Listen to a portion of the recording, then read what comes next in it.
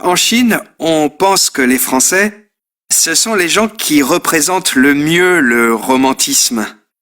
Les Chinois sont très surpris quand on parle des problèmes de la France. Pour nous, c'est un pays où tout le monde est content et heureux de vivre. La parole est à Emma. Moi, c'est Emma. Je suis danoise.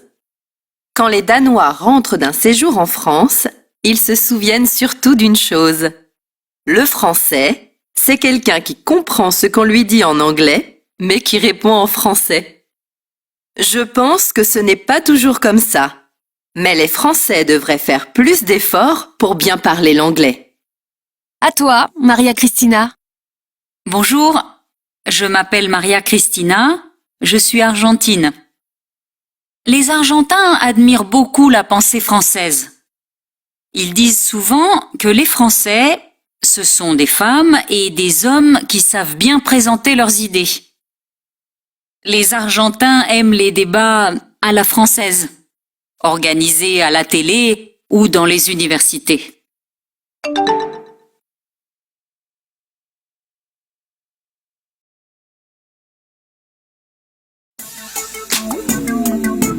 Leçon 2.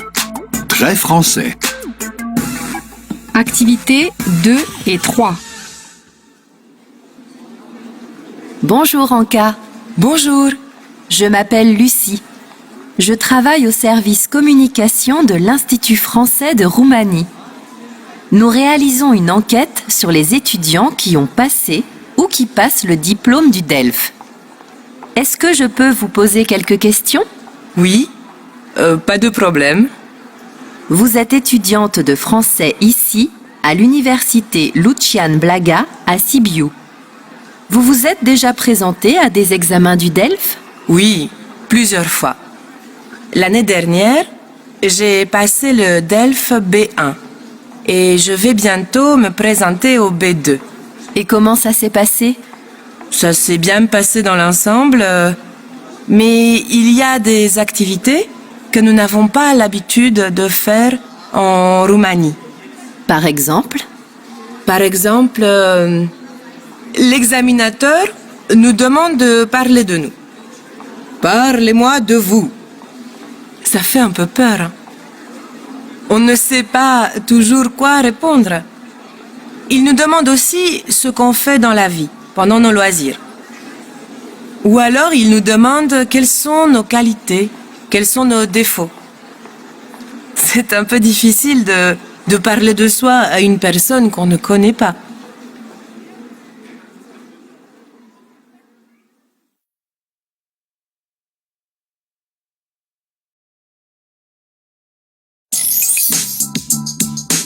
Activité 4.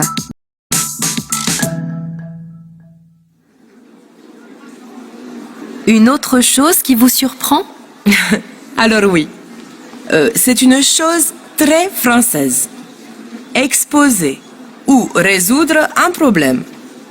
On doit jouer le rôle d'une personne qui expose un problème ou qui n'est pas d'accord avec une autre personne. Presque tous les étudiants disent que cette activité est difficile. C'est surtout parce qu'en Roumanie, on ne fait pas ça dans les examens. Et vous pouvez donner un exemple précis ? Oui, par exemple, j'ai eu un sujet comme ça. Vous allez parler avec le directeur de votre école de langue.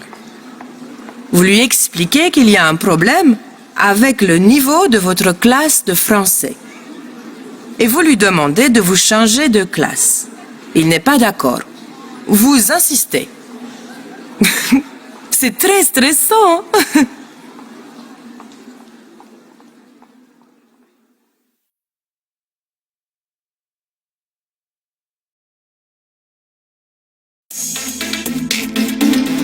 Leçon 3. D'accord ? Pas d'accord. Activités 2, 3 et 4.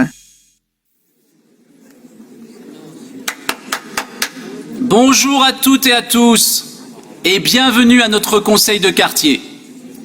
Nous allons discuter ce soir du projet de création d'un café associatif place Raoul Follereau. Qui veut prendre la parole? Moi, je veux bien. Bonjour. Vous pouvez vous présenter? Bonjour à tous. Je m'appelle Hugo. Moi, je pense que l'association qui propose de créer ce café a raison. Je suis donc d'accord avec ce projet. La place Raoul Follereau est un espace où il ne se passe jamais rien.